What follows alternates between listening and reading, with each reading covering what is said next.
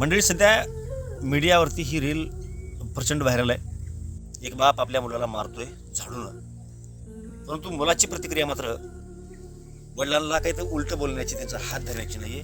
निमूटपणे मार खातोय. वडील वृद्ध आहेत, धक्का मारला तर ते खाली पडतील, परंतु मर्यादा ठेवून नो रिस्पॉन्स, मारलं तर मारलं, पुढे निघून चाललाय.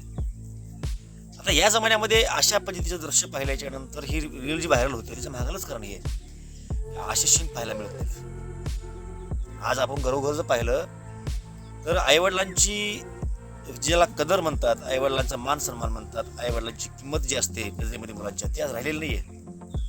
ज्या आईवडिलांनी अगदी जन्मल्यापासून ह्यांना अक्कल येईपर्यंत त्यांचा सांभाळ केला, त्याच्या प्रत्येक गरजा भागवल्यात, त्यांचं अनेक अंगानं बरंच काही भागवलेलं आहे. शिक्षण असेल, मानसिक बळ असेल, लहानपणापासून चालवायला शिकणं असेल, सगळ्या गोष्टी, कपडे लत्ते, खाणं पिणं, सगळ्या गोष्टी ज्या आईवडिलांनी केल्या आणि तुम्ही आज काहीतरी बनू शकाल, काहीतरी बोलू शकाल, काहीतरी विचार करू शकाल, स्वतःचा निर्णय घेऊ शकाल, या कुवतीचं तुम्हाला बनवलं. त्या आईवडिलाबद्दल चांगली भावना डोक्यामध्ये न ठेवण्याची आज परंपराच निघाली. त्या काळात हा मुलगा अशा पद्धतीचा व्हिडिओ समोर आल्याच्या नंतर हा प्रचंड व्हायरल होतोय. हे लोकांना कुतूहल वाटतंय. पूर्वी असं व्हायचं नाही, एखादाच मुलगा कोणत्या आईवडिलाला उलट बोलायचा, ती बातमी व्हायची. आज सर्रासपणे आईवडिलाला उलट बोलण्याची प्रथा पडलेली आहे. त्या काळामध्ये हा मुलगा हा व्हिडिओ समोर आल्याच्या नंतर लोकांनी त्याला प्रचंड असा प्रतिसाद दिला. खरं मुलाचं कर्तव्य तेच आहे.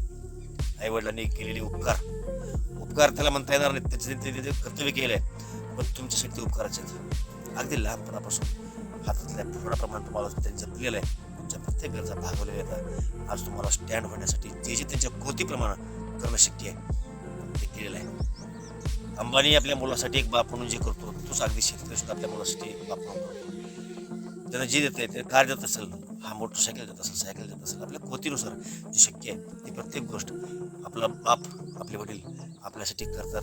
ह्याचं भान सर्वच तरुण मुलांनी ठेवलं पाहिजे. आपण सुद्धा आपल्या आईवडिलांची किंमत केली पाहिजे. तिच्यामध्ये आपलाच बेनिफिट असतो.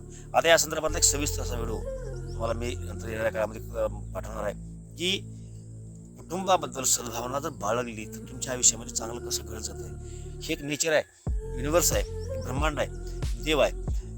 हे एक त्याची सिस्टम आहे चालण्याची. त्या सिस्टममध्ये आपल्या विचाराचा कसा प्रभाव पडतो आणि त्यातून आपण चांगलं भागल्याच्या नंतर आपल्या आयुष्यामध्ये चांगलं कसं घडत जातं हे सांगणार आहे व्हिडिओ येणाऱ्या काळामध्ये लवकरच मी टाकणार आहे.